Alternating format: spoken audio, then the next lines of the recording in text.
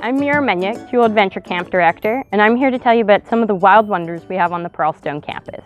So one of my favorite wild edibles that we have growing in spring are violets. So this is a violet crayon, and it gets its name from the violet plant.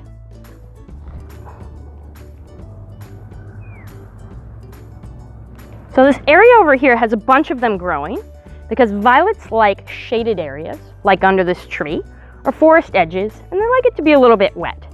Now, there's a couple cool things about this plant. One, it's a beautiful color. Two, it has these really nice little heart-shaped leaves.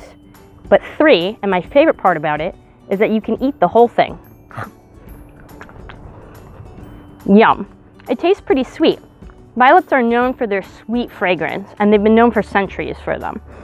If you want to learn more about some of the wild wonders we have on our campus, join us this summer, starting June 14th, and for 8 weeks for our day camp. So excited to see you there.